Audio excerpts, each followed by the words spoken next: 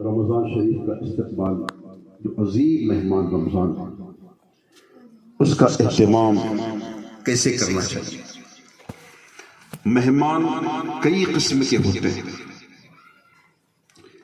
کئی قسم کے مہمان ہوتے ہیں۔ مثال کے طور پر ایک شخص نے آپ کو فون کیا کہ میں آپ کے گھر آ رہا ہوں۔ وہ آنے والا ایک دور میں آپ کی دکان پر کام کرتا تھا، آپ کے علاقے میں یوں دور کا دوست تھا۔ اب وہ 10 سال کے بعد اکولا میں آ رہا ہے، مگر آنے والا کون ہے؟ گھر میں دکان میں نوکر تھا، چھوٹا آدمی تھا، دور کا کوئی رشتہ دار ہے یا کوئی دور کا کوئی دوست ہے۔ وہ کہتا بھائی میں آ رہا ہوں۔ ٹھیک ہے نا بھائی، آؤ نا بھائی، گھر کھلا ہے۔ یہ کہتے ہیں بولو یار ہاں ہوں بولو۔ آپ چل لوگ، اگر آپ بھی ہاں ہوں نہیں بولیں گے تو میں سمجھوں گا کہ یار میری باتیں سمجھ میں نہیں آ رہی، کیونکہ ہمارا حال یہ ہے کہ بیان کرتے تو لوگ سبحان اللہ کی صدائے بلند کرتے ہیں، نعرے لگتے ہیں۔ آپ کم سے کم ہوں ہاں بولتے رہیں گے تو میری گاڑی چلتی رہے گی۔ ہم کو ہے نا یہ چارجنگ ملتی، آپ سے چارجنگ ملتی۔ آپ جب تک ریڈی ہے ہم ریڈی۔ تو اب کوئی چھوٹا آدمی کہہ رہا بھائی میں بہت دنوں کے بعد اکولا میں آ رہا ہوں، آپ جواب دیتے ہیں آؤ نا بھائی، کس نے منع کیا؟ وہ آ جاتا ہے، آیا اور آپ کے گھر پہ دستک دے رہا ہے۔ حالانکہ اس نے پہلے بتایا کہ میں فلاں ٹرین سے آ رہا ہوں، لیکن اس کا کوئی اہتمام نہیں ہوتا۔ صحیح ہے؟ یہ نہیں کہ ارے فلاں نوکر ہمارا آ رہا ہے، ہوتا ہے ایسا؟ حتیٰ کہ وہ خود گھر کے دروازے پر آ جاتا ہے۔ صبح 8 بجے آیا، ٹھوکرا کرتے ٹھوکتے اب یہ 9 ساڑھے 9 بجے اٹھنے کی عادت پڑی۔ گھر والوں نے کھولے دروازہ، تو پھر بولے اجی وہ بیوی کہہ رہی تھی وہ فلاں جو ہے وہ آیا۔ ہاں ٹھیک ہے، اس کو بٹھا ہال میں، یہ حضرت ناشتہ کر رہے ہیں، نہارے دھورے اٹھ کے یہ وہ۔ اب وہ کہتا کہ وہ میں نے کہا تھا آپ کو، ہاں یار میں بھول گیا۔ ایک یہ بھی مہمان ہے۔ ایک وہ مہمان ہے جو داماد ہے، آ رہا ہوں، اچھا آ رہے کیا؟ ارے بیٹا بھائی صاحب آ رہے تھے، تھوڑا سا اہتمام بڑھ جاتا ہے۔ ایسا ہی ہے نا؟ ایک وہ مہمان ہوتا ہے کہ تھوڑا سا بڑا آدمی، میں آپ سے ملنے آ رہا ہوں، ارے باہر ملنے آ رہے ہیں، گھر کا پلنگ بسترا یہ وہ صوفے وغیرہ تھوڑا سا یہ اوپر چل رہا ہوں۔ کرتے ایک وہ مہمان ہے جو ہمارے پیر صاحب ہیں۔ پیر صاحب کا فون آتا ہے کہ بیٹا میں اکولا میں آ رہا ہوں، تمہارے گھر میں رکوں گا۔ پھر کیا ہوتا وہ تاریخ بھول لی جاتی، تاریخ بھولتے ہیں، دن بھولتے ہیں۔ بلکہ حضرت کون سے ٹرین سے آ رہے ہیں؟ حضرت نے ٹرین بتایا تو خود بھی جا رہے ہیں، گھر کے لوگ بھی جا رہے ہیں، دوست احباب بھی جا رہے ہیں، محلے کے لوگ ہمارے پیر صاحب آ رہے ہیں۔ ایک یہ گاڑی، ایک وہ گاڑی، ایک فور ویلر، ایک ٹاٹو، ایک بائک، اور یہ اور وہ، اور گھر کو تھوڑا سا رنگ روغن یہ وہ پینٹنگ وغیرہ ساری چیزیں، یہ نئی، یہ بیڈ پر نئی چادر، نئی بیڈ شیٹ، کھوٹے میں نیا ٹاول۔ ایسا ہی ہے، اس لیے کہ یہ مہمان یہ جو آ رہا ہے یہ بڑی شان کا مالک ہے۔ یہ مہمان، کوئی بات اگر آپ کو اچھی لگے تو ذرا سبحان اللہ کہیے گا، کیا کہیں گے؟ ہاں، یہ جو مہمان ہے یہ بڑی شان کا مالک ہے۔ تو جتنا عظیم مہمان ہوتا ہے اس کا اتنا ہی رسپیکٹ ہوتا ہے، اس کا اتنا ہی احترام ہوتا ہے۔ میرے عزیزوں، میرے دوستوں، اگر یہ بات آپ کے سمجھ میں آ گئی یہ بات، اب آئیے رمضان یہ کیسا مہمان ہے؟ رمضان یہ وہ مہمان ہے کہ جس کے استقبال میں میرا رب پورا سال جنت کو سجانے کا حکم دیتا ہے۔ اے فرشتوں، پوری جنت کو سال بھر سجاتے رہو، اس لیے کہ میرا مہمان رمضان آ رہا ہے۔ اور دوسری بات یہ ہے، رمضان یہ وہ مہمان ہے جو بڑی نیکیوں والا مہینہ ہے نا؟ ایک کا ثواب 70 گنا۔ اب آپ سوال کرو گے کہ جناب ثواب کی اگر بات ہے تو رمضان میں 70 گنا ہے. خانہ کعبہ میں تو اگر کوئی ایک نیکی کرے تو 1,00,000 نیکی کے برابر ہے. لہذا خانہ کعبہ کا مقام زیادہ. رمضان میں تو 70 نیکی, خانہ کعبہ میں تو 1,00,000 نیکی. مگر ہم کہیں گے جناب یہ تو ٹھیک ہے, رمضان سے زیادہ نیکی کا ذریعہ خانہ کعبہ ہے, لیکن کعبے اور رمضان میں فرق یہ ہے کہ کعبہ بلا کر نیکیاں دیتا ہے. کعبے میں جو جائے گا لاکھ روپے 2-5 لاکھ روپے لگا کر عمرہ حج کرنے جائے گا تو اس کو فضیلت ملے گی. ایسے ہی کعبہ بلا کر نیکیاں بانٹتا ہے, کعبہ بلا کر نیکیاں دیتا ہے, رمضان آ کر نیکیاں بانٹتا ہے. رمضان آ کر بانٹا کرتا ہے. یہ رمضان جیسے چاند دکھا, اللہ فرماتا ہے کہ جہنم کے دروازوں کو بند کر دیا جائے, جنت کے دروازوں کو کھول دیا جائے, شیطان کو قید میں کر دیا جائے, اور نیکیوں کا اجر و ثواب بڑھا دیا جائے. کوئی نفل پڑھے تو اسے فرض کا ثواب, جو فرض پڑھے تو 70 فرضوں کا ثواب. رمضان آ کر نیکیاں بڑھتا ہے. کچھ لوگ ہمارے کہتے نظر آتے ہیں کہ جناب رمضان یہ خرچے کا مہینہ ہے, لہذا سائیڈ میں کچھ نہ کچھ کرنا چاہیے. رمضان خرچے کا مہینہ نہیں ہے. رمضان میں تو اللہ کے رسول فرماتے ہیں کہ رمضان میں مومن کا رزق بڑھا دیا جاتا ہے. خرچے کا مہینہ نہیں ہے. ایک غریب 11 مہینے فروٹ اس کو نصیب نہیں ہوتا ہوگا, لیکن رمضان آتا ہے تو روزانہ فروٹ کھاتا ہے, اس کا رزق بڑھا دیا جاتا ہے. لہذا رمضان کا احترام کرو. رمضان آئے تو یہ نہیں کہ میں وہاں پر سموسے کی گاڑی لگاؤں, وہاں پر چوڑی کی گاڑی لگا دوں, 2-4-10 درجن چپل لا لوں اور 10-25 ہزار کا کپڑا لا لوں کیونکہ خرچے کا مہینہ. نہیں, یہ وہ مہینہ ہے کہ جس کے احترام میں صحابہ کرام علیہم رضوان جیسے شعبان کا چاند دکھتا اپنے مالوں سے زکوٰۃ نکال لیتے, سارے مسائل حل کر دیتے. جیسے رمضان کا چاند نظر آتا اعتکاف میں بیٹھ جایا کرتے. پورا مہینہ اعتکاف. الحمدللہ دعوت اسلامی کے زیر اہتمام ایک مہینے کا اعتکاف, 10 دنوں کے اعتکاف بھی ہوتے ہیں. فیضان مدینہ نائز بیکری میں معتمل روڈ پر جو فیضان مدینہ دعوت اسلامی کا, وہاں پر 1 مہینے کا اعتکاف کا اہتمام کیا گیا. آپ ہمت کریں اور 1 مہینہ رمضان کا لطف اٹھائے, رمضان کے مزے لے, عبادت تہجد سے لے کر رات تراویح تک, اور اس میں بہت ساری چیزیں سیکھنے سکھانے کو ملتی. نیت کریں کہ انشاءاللہ اعتکاف کریں گے انشاءاللہ تعالی, اور اس طرح رمضان کا اہتمام کریں. دوسری بات یہ ہے کہ میں نے قرآن عظیم کی ایک آیت کریمہ پڑھی ہے. اللہ فرماتا ہے قد افلح المؤمنون, کامیاب ہے ایمان والے. کون کامیاب کون ہے؟ ایمان والے. ایمان والے کون؟ سوال پیدا ہوتا ہے, ہم کو نہیں معلوم. ہم مسلمان کے گھر میں پیدا ہوئے, دادا مسلمان تھے, ابا مسلمان تھے, ہم مسلمان ہو گئے, ہمارے بچے مسلمان. تو مسلمان کے گھر میں پیدا ہو جانا اتنا کافی ہو گیا. یہ وراثت میں ہم کو ایمان مل گیا, اس کی ہمیں قدر نہیں. میرے عزیزوں میرے دوستوں, ایمان کیا ہے؟ ایمان کی قدر کیا ہے؟ ایمان کی قدر دیکھنا ہو تو آؤ بلال حبشی رضی اللہ تعالیٰ کے کردار کو دیکھو. بلال حبشی رضی اللہ تعالیٰ نے جب رسول اعظم صلی اللہ علیہ وسلم کا کلمہ پڑھا اور آپ کی غلامی کا پٹا اپنے گلے میں ڈالا, اور اس کا آقا بلال حبشی جس کے غلام تھے ابی بن خلف, جب اس کو معلوم ہوا کہ بلال حبشی نے اسلام داخل قبول کر لیا, کلمہ پڑھ لیا, تو اس نے بلال حبشی رضی اللہ تعالیٰ عنہ, کیونکہ آپ غلام تھے, بلال حبشی رضی اللہ تعالیٰ عنہ کو عرب کی گرم ریت پر لٹایا, کپڑے اتار کر, اور سینے پر گرم پتھر کی سل رکھا, اور خنجر نکال کر گلے پر رکھا, اور کہتا بلال بول, کیا اب بھی اپنے گلے سے محمد کی غلامی کا پٹا نہیں اتارے گا؟ بلال بولو, کہ اسلام سے پھرتے ہو کہ نہیں؟ بلال بولو, کلمے کا انکار کرتے کہ نہیں؟ خنجر گلے پر رکھا.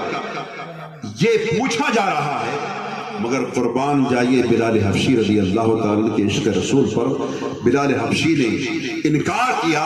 اور بلال حبشی نے کیا کہا؟ ایک شاعر کہتا ہے کہ بلال حبشی نے کہا تھا کہ حلق پر تیغ رہے یا سینے پر جلاد رہے، حلق پہ تیغ رہے یا سینے پر جلاد رہے، مگر یا رسول اللہ لب پہ تیرا نام رہے، دل میں تیری یاد رہے. لب پہ تیرا نام رہے، دل میں تیری یاد رہے. بلال حبشی رضی اللہ تعالیٰ نے فرمایا تھا کہ اے ابئی، تو میرا سر تن سے جدا کر دے مگر میں اپنے گلے سے غلامی رسول کا پٹا نہیں نکالوں گا. یہ وہ لوگ تھے جن کو ایمان کی قدر تھی، یہ وہ لوگ تھے جن کو اسلام سے محبت تھی. یہ تھی محبت رسول کی جھلکیاں کہ خنجر گلے پر رکھ دیا گیا، مگر آپ محمد عربی صلی اللہ علیہ وسلم کی محبت سے انحراف نہیں کرتے. آج کا حال تو یہ ہے کہ ہم جس دور میں پیدا ہوئے، اس دور کے بارے میں میرے آقا علیہ السلام نے ارشاد فرمایا تھا کہ جس طرح بنی اسرائیل کے لوگ 72 فرقوں میں بڑھ گئے تھے، میری امت 73 فرقوں میں بڑھ جائے گی. میں لمبا چوڑا بیان نہیں کر رہا ہوں اور ہوائی فائر نہیں کر رہا ہوں، خوب اسپیڈ سے بیان کروں آپ نعرے لگائے نہیں، غور سے سنیے میری بات. میرے آقا نے ارشاد فرما کہ بنی اسرائیل کے لوگ 72 فرقوں میں بڑھ گئے تھے. کتنے میں؟ توجہ ہے آپ کی. آقا نے فرمایا میری امت 73 فرقوں میں بڑھ جائے گی. پھر نبی نے فرمایا کلہم فی النار، سب کے سب جہنمی ہوں گے الا بلۃ واحدہ، ایک جماعت ہوگی جو جہنمی نہیں بلکہ جنتی ہوگی. سبحان اللہ، ایک جماعت جنتی ہوگی. صحابہ کرام نے پوچھا یا رسول اللہ من ہے یا رسول اللہ، وہ کون ہوگی جماعت؟ میرے آقا نے فرمایا ما انا علیہ اصحابی، وہ جماعت جنتی ہوگی جو میرے اور میرے صحابہ کے طریقے پر ہو. سبحان اللہ، اس کو سمجھنے کی ضرورت ہے. نبی نے فرمایا، ہم سب کا عقیدہ ہے جو نبی نے فرما دیا بات پتھر کی لکیر، پتھر کی لکیر جناب مٹ سکتی ہے، آسمان ٹوٹ سکتا ہے، ایک دن ٹوٹ جائے گا، زمین پھٹ سکتی ہے ایک دن پھٹ جائے گی، چاند اور سورج کی روشنی ختم ہو سکتی ہے اور ایک دن ختم ہو جائے گی، لیکن جو بات میرے آقا جناب محمد رسول اللہ صلی اللہ علیہ وسلم نے ارشاد فرما دی وہ بات کبھی ٹل نہیں سکتی. آقا نے فرمایا سب جہنم میں ہوں گے، ایک فرقہ جنتی ہوگا. وہ کون ہوگا؟ جو میرے صحابہ کے نقش قدم پر چلے گا، میرے صحابہ کے طریقے پر چلے گا. ٹھیک ہے. سوال پیدا ہوتا ہے کہ حضور نے اپنی طرف اشارہ کیا، یہ کافی ہے. حضور نے صحابہ کی طرف کیوں اشارہ کیا؟ صحابہ کی طرف اشارہ کیوں کیا؟ کہ حضور میں کوئی کسی بات کی کمی ہے؟ حضور میں کوئی خوبی کی کمی ہے؟ یہ بات سرکار نے صحابہ کی طرف اشارہ کیوں کیا؟ غیب داں نبی جانتے تھے کہ ایک دور ہوگا، اس دور میں لوگ میری سنت کے دعوے کریں گے، اس لیے سرکار نے صحابہ کی طرف بھی اشارہ کیا جو میرے اور میرے صحابہ کے طریقے پر چلے گا. وہ کون سی خوبی تھی جو مصطفیٰ میں موجود نہیں تھی؟ ایک عمل ایسا تھا جو نبی مصطفیٰ کریم صلی اللہ علیہ وسلم نہیں کرتے تھے، صحابہ کرام اس عمل کو کثرت سے کرتے تھے. وہ عمل کیا تھا؟ وہ عمل یہ تھا کہ میرے آقا علیہ السلام ہم امتیوں سے محبت کرتے تھے، اپنے آپ سے محبت نہیں کرتے. حضور کو تو کسی نے پتھر مارے، میرے آقا نے برداشت کیا. حضور کو لوگوں نے گالیاں دی، برداشت کیا. کچرا پھینکا گیا، برداشت کیا. طائف کے میدان میں لوگوں نے پتھروں کی برسات کی، یہاں تک کہ جوتے مبارک خون سے بھر گئے. میرے آقا علیہ السلام غش کھا کر بیٹھ گئے. طائف کے ان ناہنجاروں نے کہا اے محمد چلو بھاگو، اے محمد. اس وقت جبریل امین نازل ہوئے، یا رسول اللہ اگر آپ اجازت دے تو یہ دونوں پہاڑ کو میں ملا دوں اور یہ لوگ پہاڑ کے درمیان نیست و نابود ہو جائے. میرے مصطفیٰ نے فرمایا نہیں جبریل، ایسا یا رسول اللہ یہ آپ پر پتھر کی برسات کر رہے. آقا فرماتے جبریل یہ مجھ کو پہچانتے نہیں. جبریل یہ مجھ کو جانتے تھے، اگر مجھ کو پہچانتے تو ایسا نہ کرتے۔ غیب دا نبی فرماتے جبریل یہ مجھ کو نہیں مانتے، نہ مانے، ان کی آنے والی نسلیں مجھ کو مانیں گی، ان کی آنے والی نسلیں میرا کلمہ پڑھیں گی، ان کی آنے والی نسلیں میرے ذات پر اپنی جانوں کو قربان کریں گی۔ پھر جبریل نے کہا یا رسول اللہ اگر ایسا کرنے سے آپ ہمیں منع کرتے ہیں تو کم از کم ان کی ہلاکت کی دعا فرمائیں، یہ ہلاک ہو جائے۔ آقا فرماتے جبریل میں ہلاکت کی دعا کیسے کروں؟ اللہ نے تو مجھ کو رحمت للعالمین بنا کر بھیجا، میں سارے عالم کے لیے رحمت بنا کر بھیجا ہوں، کسی کی ہلاکت کی دعا کیوں کروں؟ تو نبی تو لوگوں نے تکلیفیں دی، پتھر مارے، گالیاں دی، مگر آقا نے برداشت کیا۔ مگر صحابہ کرام کا عالم کیا تھا؟ یہ طائف میں اکیلے محمد عربی کی ذات تھی جنہوں نے برداشت کیا، وہاں کوئی صحابی نہیں تھا۔ مگر صحابہ کرام کا عالم یہ تھا، حضور اپنی ذات سے محبت نہیں کرتے، اور صحابہ کرام سب سے زیادہ محبت کرتے تو نبی کی ذات سے محبت کرتے۔ یہ فرق ہے، اسی لیے نبی نے فرمایا کہ نجات یافتہ وہ جو میرے اور میرے صحابہ کے طریقے پر چلے۔ صحابہ کی طرف اس لیے اشارہ فرمایا کہ لوگوں صحابہ کرام کا عالم یہ ہے کہ وہ میرے ایک اشارے پر اپنی جانوں کو قربان کر دیا کرتے ہیں، لہٰذا تم بھی صحابہ کے نقش قدم پر بھی چلنا، صحابہ کے طریقے پر اور میرے طریقے پر جو چلے گا وہ جنتی، وہ نجات یافتہ۔ لہٰذا لوگ یہ بات اگر سمجھ میں آ گئی صحابہ کرام کا کردار کیا تھا، صحابہ کرام ہر شے، صحابہ کرام کا کردار تھا۔ ایک شخص ہاتھ میں لوکی لے کر آ رہا ہے، لوکی کدو دودیا سمجھتے ہیں، وہ یوں لٹکاتے ہوئے لے کر آ رہا ہے۔ دو صحابہ کرام آ رہے تھے، ایک نے کہا کہ یہ کدو شریف حضور صلی اللہ علیہ وسلم کو بہت پسند ہے۔ جس کے ہاتھ میں تھی نا، بولے یہ مجھ کو تو پسند نہیں۔ جیسے انہوں نے کہا کہ مجھ کو پسند نہیں، ایک صحابی رسول نے تلوار میان سے نکالی اور کہا کہ اپنے جملے واپس لو، تم نبی کی پسند کو ناپسند کرتے، اپنے جملے واپس لو ورنہ ابھی تمہارا سر تن سے جدا کر دیا۔ جب انہوں نے دیکھا تو کہتے کہ نہیں، یہ مجھ کو بھی پسند ہے، مجھ کو بھی پسند ہے، مجھ کو بھی پسند ہے۔ صحابہ کرام نبی کی پسند کی پر ناپسند کا جملہ بھی یہ بھی پسند نہیں کرتے تھے۔ جو بات نبی کو پسند، جو چیز نبی کو پسند، اس کو تم کہتے ناپسند، تلوار نکال لیتے۔ یہ ہے محبت کی علامت، ایسی محبت تھی صحابہ کرام کو۔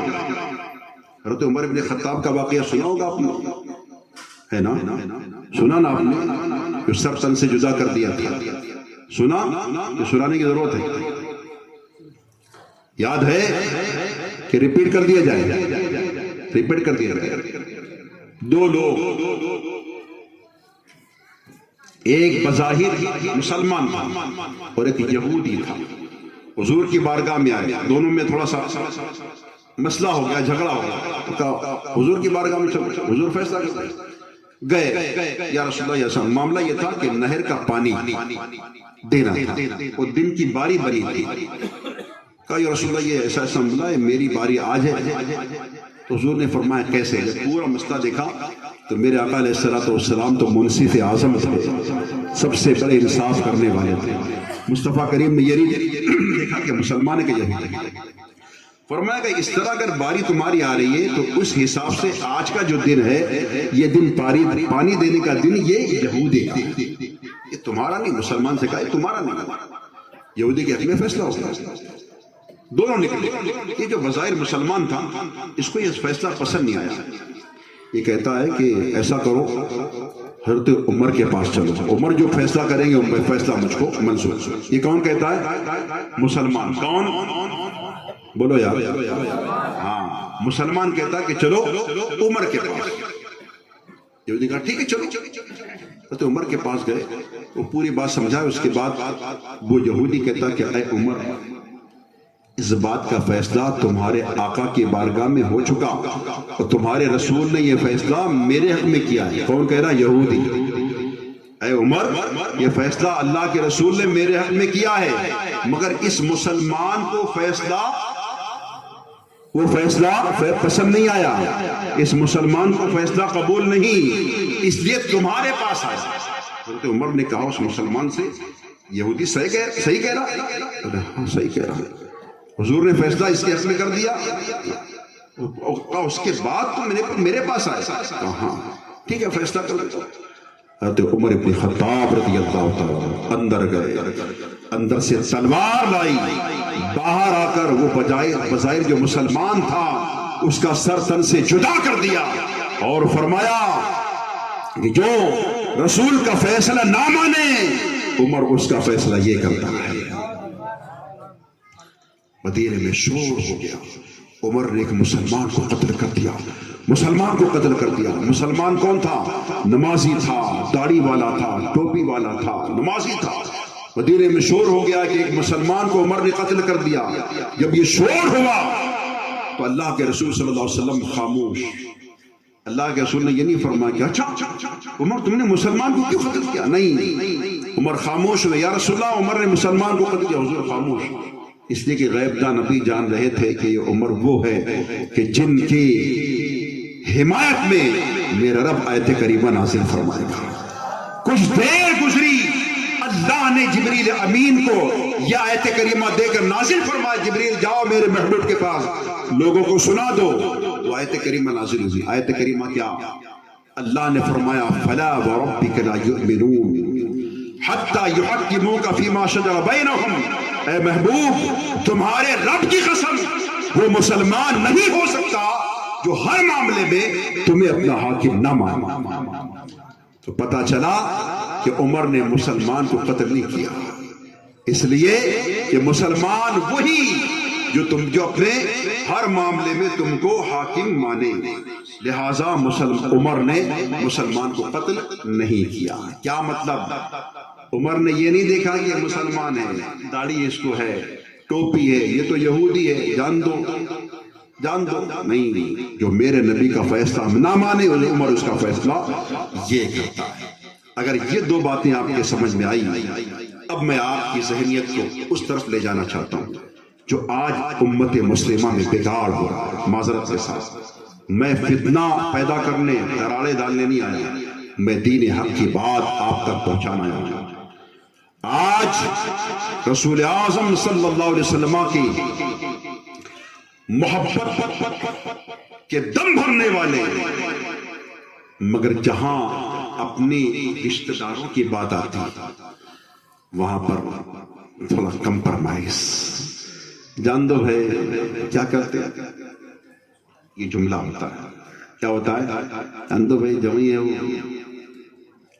کوئی بھی ہو، گستاخ رسول ہو کہ وفادار رسول ہو، گستاخ رسول ہو، کوئی بھی جماعت، جان دو بھائی جوئی ہے، بھتیجا ہے، ہنجا ہے، یوں ہے، چچا ہے، تایا ہے، نہیں۔ اگر آپ کو پتا ہے کہ اللہ کے رسول کا محبت کرنے والا نہیں، اس سے ہماری کوئی رشتہ نہیں، کہ میں نہیں کر رہا ہوں۔ آئیے آپ کو میں دوسری آیت پیش کرتا ہوں، قرآن سے بات کر رہا ہوں میں، بہت سنجیدہ مزاج ہے۔ سورہ توبہ 10ویں سپارے میں اللہ فرماتا ہے قل، اے محبوب فرما دیجئے لوگوں سے، کیا؟ ان کان آباؤکم و ابناؤکم و اخوانکم و ازواجکم و عشیرتکم و اموال اقترفتموها و تجارت تخشون کسادها و مساکن ترضونها، 8 باتیں گنائی گئی۔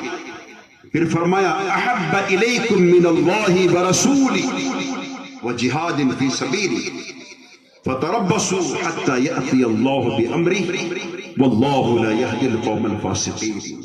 اس کا ترجمہ میرے امام عشق و محبت امام اہل سنت جو کرتے ہیں سنیں۔ اللہ نے فرمایا قل، محبوب فرما دیجئے، ان کان آباؤکم و ابناؤکم و اخوانکم و ازواجکم و عشیرتکم، اے لوگوں تمہارے باپ، تمہارے بیٹے، تمہارے بھائی، تمہاری بیویاں، تمہارے رشتہ دار۔ اللہ جانتا ہے ایک دور ہوگا کہ لوگ بولیں گے میری بیوی ہے، بیٹا ہے، رشتہ دار ہے، یوں ہے، جان دو۔ تفصیل سے اللہ نے فرمایا 8 چیزوں کا تذکرہ، اور یہ وہ 8 چیزیں ہیں کہ یہیں پر آدمی ہتھیار ڈال دیتا ہے۔ مگر اللہ نے فرمایا محبوب فرما دیجئے آباؤکم تمہارے باپ، وابناؤکم تمہارے بیٹے، واخوانکم تمہارے بھائی، وازواجکم تمہاری بیویاں، وعشیرتکم تمہارے رشتہ دار، واموال اقترفتموها تمہارے مال، وتجارت تخشون کسادها تمہاری وہ دھندے، تمہارے وہ کاروبار جس کے نقصان سے تم ڈرتے ہو، ومساکن ترضونها تمہارے پسندیدہ مکانات۔ یہ تمام چیزیں اللہ اور اس کے رسول سے زیادہ پیارے ہو تو اللہ کے عذاب کا انتظار کرو۔ اللہ اس کے رسول سے زیادہ اگر پیارے ہو تو پھر اللہ کے عذاب کا انتظار کرو۔ فتربصوا انتظار کرو حتی یأتی اللہ بامری کہ اللہ تم پر کوئی عذاب نازل فرمائے اپنے حکم سے۔ واللہ لا یہدی القوم الفاسقین اور اللہ فاسقوں کو ہدایت نہیں دیتا۔ کیا پتا چلا؟ یہ 8 چیزیں اللہ اس کے رسول کی محبت کے سامنے، باپ آ جائے، بیٹا آ جائے، بھائی آ جائے، بیوی آ جائے، رشتہ دار آ جائے، مکان ہو، دولتیں ہو، کاروبار ہو، ان میں سے کوئی بھی چیز ہو جہاں اللہ اس کے رسول کا معاملہ آ جائے تو ان تمام کو چھوڑ دینا، مگر اللہ اس کے رسول کی محبت کو اپنا لینا، اس سے کمپرومائز نہیں کرنا۔ جان دو بھائی، جان دو بیوی ہے، کیا کرتے ہیں، کیا کرتے ہیں، جو کرنا ہے وہی کرنا پڑے گا، یہاں کوئی کمپرومائز نہیں۔ اب آئیے صحابہ کرام کا اس پر عمل کیسا؟ جنگ بدر قائم ہوئی، سیدنا صدیق اکبر رضی اللہ تعالیٰ مسلمانوں کی طرف، آپ کا بیٹا عبد الرحمن یہ کافروں کی طرف جنگ ہو رہی۔ اس جنگ کا ایسا نقشہ تھا، ایک طرف چچا، ایک طرف بھتیجا، ایک طرف باپ، ایک طرف بیٹا، ایک طرف بہنوئی، ایک طرف سالہ، ایک طرف بھانجا، ایک طرف ماموں، جنگ ہو رہی۔ مگر وہ لوگ جو رسول کی طرف سے تھے انہوں نے یہ نہیں دیکھا کہ میرا باپ ہے کہ بیٹا ہے۔ جنگ ہو رہی، جنگ بدر ہوئی، فتح ہوئی، اس کے بعد کچھ لوگ پھر اسلام میں داخل ہوئے۔ تو سیدنا صدیق اکبر اور آپ کے بیٹے عبد الرحمن یہ دونوں گھر میں کھانا کھا رہے ہیں۔ باپ بیٹے کیا کر رہے ہیں؟ کھانا کھاتے کھاتے بیٹا کہتا ہے ابا حضور وہ جو جنگ ہوئی تھی جنگ بدر، کہاں؟ کہ جب میں نے اسلام قبول نہیں کیا تھا میں کافروں کی طرف سے تھا، آپ مسلمانوں کی طرف سے جنگ ہوئی۔ کون کہہ رہا ہے؟ کون کہہ رہا؟ بیٹا کہہ رہا ہے۔ کس سے کہہ رہا؟ اس لیے آپ سے کہلوا رہا ہوں کہ آپ یاد رکھیں، بعد میں دوسروں سے کہیں۔ کتنے لوگ دوسروں کو سنائیں گے واقعہ یہ؟ انشاءاللہ سب سنائیں گے، اس لیے میں آپ کو یاد کرا رہا ہوں۔ بیٹا کہتا باپ سے ابا حضور جو جنگ ہوئی تھی نا میں کافروں کی طرف سے تھا، آپ مسلمان کی طرف سے تھے، اس جنگ میں 3 مرتبہ میری تلوار کے نیچے آ گئے لڑتے لڑتے اچانک، تو میں نے تلوار اٹھا لیا، تو ابا ہے، میں نے باپ سمجھ کے آپ کو چھوڑ دیا۔ کون کہہ رہا یہ؟ بیٹا۔ ابا حضور 3 مرتبہ ایسا ہوا تھا، آپ میری تلوار کے زد میں آ گئے مگر میں نے باپ سمجھ کے چھوڑ دیا۔ اب میں آپ سے پوچھتا ہوں، بتاؤ بیٹے نے باپ کو قتل نہیں کیا، باپ کا لحاظ کیا، ادب کیا، اچھا کیا کہ برا کیا؟ اچھا کیا کہ برا کیا؟ اچھا کیا نا بھائی، باپ کے ادب میں۔ مگر سنو، یہ تو ہمارا ذہن ہے، بس یہ ذہن ہمارا ہے جو ہم کو ہماری براری زبان میں سدھرن نہیں دے رہا، سدھر نہیں دے رہا، بیٹا سدھر نہیں دے رہا۔ یہی جو ذہن ہے، اب سنو عشق رسول کا مزاج کیا ہے۔ جب بیٹے نے کہا نا کہ ابا حضور 3 مرتبہ آپ میری تلوار کے نیچے آ گئے تھے، میں نے باپ سمجھ کے چھوڑ دیا، باپ کیا کہا؟ سیدنا صدیق اکبر عاشق رسول، وہ صدیق اکبر جو زندگی بھر حضور کے ساتھ رہے، غاروں میں بھی ساتھ ہے، راج مزار میں بھی ساتھ ہے، وہ صدیق اکبر کہتے بیٹا 3 مرتبہ میں آیا مگر تو نے چھوڑ دیا، لیکن آپ فرماتے بیٹا خدا کی قسم اگر تو میری تلوار کے نیچے ایک بار بھی آتا نا میں تجھ کو قتل کر دیتا۔ کیوں؟ میں یہ نہیں دیکھتا کہ میرا بیٹا ہے، میں یہ دیکھتا تو میرے رسول کا غدار ہے، تو میرے رسول کا غدار ہے، میں تجھ کو قتل کر دیتا، اس لیے کہ اللہ فرماتا ہے تمہارے باپ، تمہارے بیٹے، تمہاری بیویاں، یہ سب اللہ اس کے رسول سے زیادہ پیارے ہو تو اللہ کے عذاب کا انتظار کرو، یہ اللہ کا فرمان ہے۔ لہٰذا بیٹا اس فرمان پر عمل کرتے ہوئے تو میرے رسول کا وفادار نہیں تو تجھ کو قتل کر دیتا۔ یہ اسلام کا مزاج ہے۔ اسلام کا مزاج کیا ہے؟ جہاں پر محبت رسول ہے وہاں سب ہے، جہاں محبت رسول نہیں وہاں کچھ نہیں۔ اب یہاں پر ہمیں کچھ نہیں دیکھنا ہے، جو میرے رسول کا ہے وہ میرا، جو میرے رسول کا نام آتا ہے تو یا نبی سلام علیہ کہتا ہے، جو میرے رسول کو سلام کہتا ہے وہ میرا ہے، جو میرے رسول پر سلام پڑھنے کو شرک کہتا ہے وہ میرا نہیں، وہ کوئی بھی ہوگا میرا نہیں ہو سکتا۔ کتنے لوگ ایسے جو اس پہ عمل کریں گے انشاءاللہ تعالی؟ سب کریں گے انشاءاللہ تعالی۔ اللہ تعالی ہم سب کو عمل خیر کی توفیق عطا فرمائے۔ میں یہی بات آپ تک پہنچانے آیا ہوں۔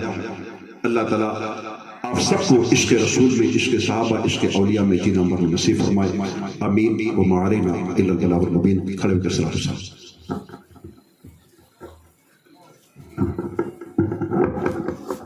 مصطفیٰ جان رحمت پہ لاکھوں سلام، شمع بز میں ہدایت پہ لاکھوں سلام۔